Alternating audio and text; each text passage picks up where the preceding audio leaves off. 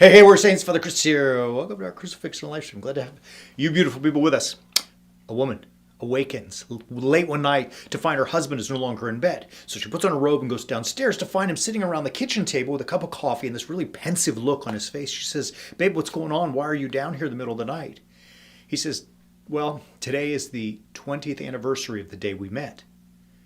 A little taken aback that he knows that, she begins to tear up. And he continues and he says, "Do you remember that day when we first met 20 years ago and I was 18 and you were 16? "Yes, I do," she says. He goes further and says, "Do you remember when your dad caught us in the backseat of my car?" "Yeah, I remember that too." He says, "Do you remember when he put the shotgun in my face and said, 'Look, you either marry my daughter or I'll send you to prison for 20 years? She says, "Yeah, I remember that." He says, "Well, today I would have gotten out." Come on, that's funny. That's good stuff right there. All right. So we're going to use that silliness to get into the idea of marriage. Because, as we all know, marriage it's a beautiful institution. Whatever they say, it's a beautiful thing when you have the right marriage. And so many people long for it, crave it, desire it, want to have a beautiful marriage. But it's become like slightly or way out of reach for many people. In fact, in this country in which we live today, the statistics tell us that 1 out of every 2 marriages ends in divorce. Can you imagine that? That's 50%. Like, what the hell's going on with people in their lives that they can't make this all work? Well, marriage is certainly not easy. Even more so, we see in the data that those numbers of 1 out of 2 ending in divorce are probably skewed because many people just cohabitate without ever getting married. So when they split, they're not even part of the figures, right? So it's telling us that something's going on in marriage. It's something we all desperately want. We want that perfect partner, that person who's going to complement us, the yin to the yang, right? Or in the immortal words of, Jerry Maguire, "You complete me," right? We're looking for that other opposite perfect half, right? I like to say a completely complementary, 2 halves of a completely complementary whole. Is that how I say it? Whatever. You get what I'm saying. We all want this kind of stuff. And the truth of the matter is, it seems elusive for many people.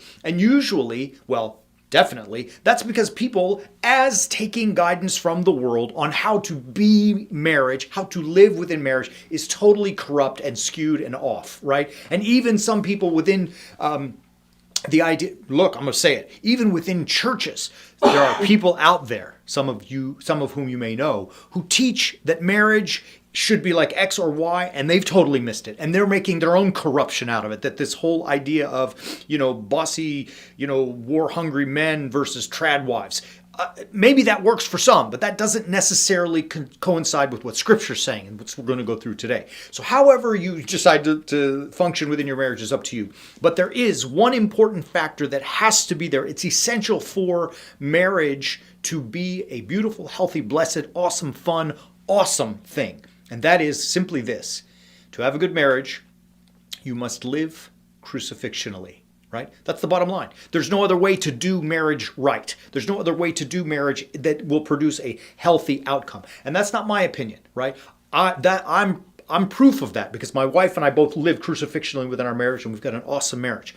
It's not about what I said. I trusted it, tried it, baby, it works. And those words, that message, that understanding of crucifixional marriage comes not from I, but from St. Paul himself, which ultimately, as you know, for us as warrior saints, Scripture is the reference in all things. Chapter 5 of the Epistle to the Ephesians, verse 21, he starts, and look what he says: "Be subject to one another out of reverence for Christ." So he's setting the context right there. And I'm going to talk through this a little bit. First of all, let's understand that the word reverence is a silly English translation. The word is fear, right? We don't want to ruffle any feathers. No, he says fovu, right? The fear of Christ. In other words, I'm telling you, says St. Paul, men and women, you should fear the Lord because he is the Lord. And because of that, you will subject yourselves to one another. In other words, you are going to put to death in yourself your own ego, your own desires, your own passions, your own wants, all those things in order to help the other person.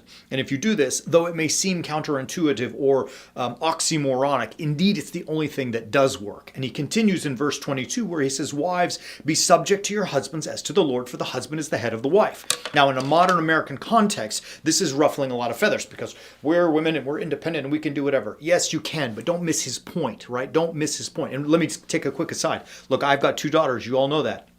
I'm raising lions. They're ferocious. They will conquer the world if they so choose, right? So it's not about the subjugation of women, but it is about their subjugation of their ego. right? That's the problem, because ego, when it gets in the way, puts you at the center.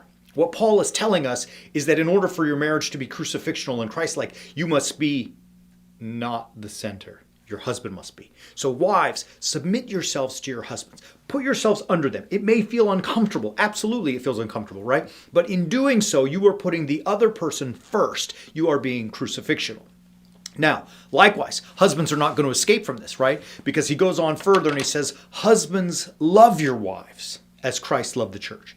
And again, in a modern American context, that may ruffle some feathers because what we have to submit and all he has to do is love. Look, don't lose what's happening here. How, he says, husbands, love your wives as Christ loved the church. How did Christ love the church? And he gave himself for it, right? I mean, he's talking about death on the cross. Do you understand that? So as wives must humble themselves to be under husbands, so husbands too must humble themselves to be willing to die for their spouse if necessary. I hope not, God forbid. But the idea there, you can see what St. Paul is saying, is that in everything you do, as a husband or as a wife, you must be sacrificial, crucifixional in reference to the other person. And I can tell you from experience, when you do it, it works. I've seen it in my own marriage. I mean, forgive the boasting, but I have the best marriage on the planet. My bride, I'm far, far, far luckier than she is, that's for sure. I don't deserve her, but nevertheless, she's a rock star. And because we're both willing to be crucifixional, it works. I've also seen that work in the lives of so many other people, countless people, where the husband and the wife are both willing to live crucifixionally. It works, and they have a beautiful and blessed marriage. I've also seen where one person alone is crucifixional, still trouble, still they end up in my office for counseling, right? Like, I've seen many marriages where neither the husband nor the wife have been crucifixional, but purely following the whims of the world and self-focus on everything they do. What am I going to get out of it rather than what do I put into it? And when they do that, they end up in my office for counseling. And sometimes, unfortunately, they end up going from my office to the attorney to file the papers, right? You know what I'm saying? Like, and I'm not mocking. What I am saying is that the sacrificial, crucifixional approach to marriage, it's the approach to life. That's what we as warrior saints, that's our thesis. But it applies most specifically and perhaps foremost in your marriages, because if the husband and the wife are willing to die and subject themselves to one another for the sake of that beautiful marriage, it will not be a good marriage. It will be a great marriage. Do you understand that?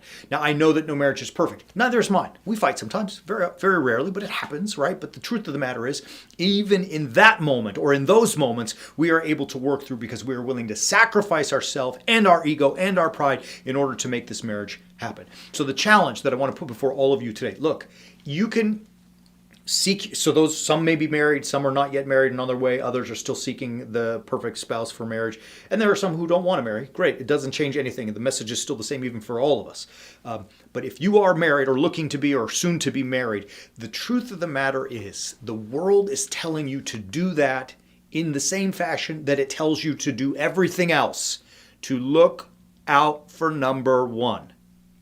The difference of the gospel, the difference in the call of the gospel is don't look out for number one. Look out for other. And here's the beautiful part. If both the husband and the wife do that at the same time, it will be a ridiculously awesome marriage, right? I can just tell you. I've seen it. I live it. Thanks be to God for all things. And I want that for you. To do that, you've got to understand how to think differently. You have to look at the world in a completely different and radical way, a different approach than what society, culture, socials, and all that stuff are telling you to look at it. You've got to look at things through a crucifixional mindset, a crucifixional lens. And you're not just going to get that for free. It's hard to do that because it's asking us, it being Holy Scripture, is asking us to think completely and radically different than the world, right? So how do we get that all and put that all in a nice, tidy box so we can live our lives? We'll help you do that. I mean, that's why we have our Understanding the Bible at warriorsaints.org. I mean, check it out. We are going to teach you what Scripture says about how to live crucifixionally. And here's where I end. And here's my promise to you. It's not a trite or silly promise. It's real, baby. If you live your life crucifixionally, if you let us teach you what it means to be crucifixional, and then you implement it and live it in your life, you will not have a good life. You will have a great one. Love you, beautiful people. We'll be back tomorrow. And as always, keep walking on the way of the warrior saint.